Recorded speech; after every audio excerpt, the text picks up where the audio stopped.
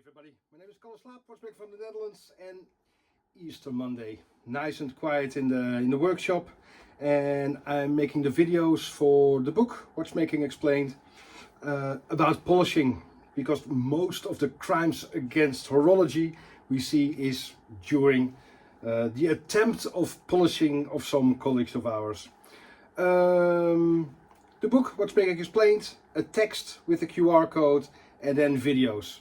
And for me, I thought it was just not nice or a bit of a rip-off if I used the normal YouTube videos for the book as well. If you buy the book, you get exclusive videos and not videos you could always see on YouTube. That's our philosophy. Making the videos for the polishing section in the book. Because there's so much to talk about polishing of vintage watches. The machines, we just use this one for the brushing and matting. This machine here, a lovely machine that I don't hardly ever use, and it is Elmar's favorite. I'll tell you a bit more why. In the machine section, what to buy, what not to buy, is when I'm going to tell you about this machine and why I would never ever buy it again. We do use it, but just not for me. And here, this is my favorite, just a simple 2-spindle, and it's the first one I've got, and I can do magic with that because my friends, roommates, all the hours I put into this machine. It is tiny differences, but for me, well, the best result on this one, for Elmar, it is that one. Then we have a section on polishing pastes and wheels, and so many preparation wheels, especially the artifacts. You can do magic with that, but only we use the medium and not the hard. And in the videos I'll show you the difference in result. And maybe the hard ones are for you perfect, but then again, for me, polishing is so personal.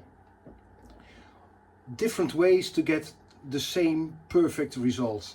And what I always try to do is show you either side of the coin, and you can decide what's best for you.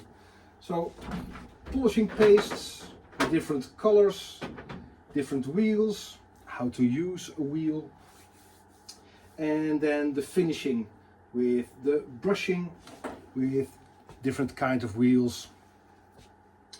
We have protection, of course, my fancy glasses, but without them I just don't get the best result, especially with these lenses. It's just, for me, perfect. But the finger cots we use as protection against heat and the abrasive action of polishing. I'll show you the difference on the leather finger cots and the rubber, because we both use them but slightly different scenarios. And of course, Kapton tape. We've got 3 different tapes.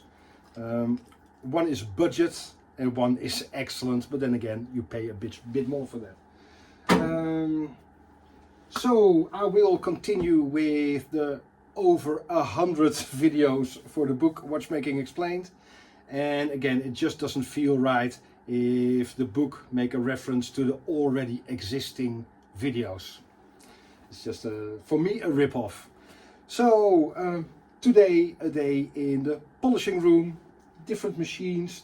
There's a lot to say about that, and yeah, hope to see you soon. Every Tuesday, 8:30 Central European Time, we do the live stream, and for me now burning the midnight oil for all the videos to get them ready before in May we do expect the shipping for the first edition of Watchmaking Explained, and we are making preparation for the next batch, not first edition, because we are overwhelmed with people and enthusiastic reaction to the book.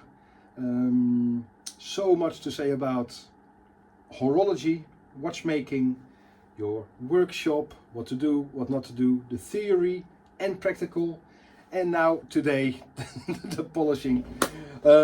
Enjoy your Easter weekend and hope to see you soon. See ya. Bye bye.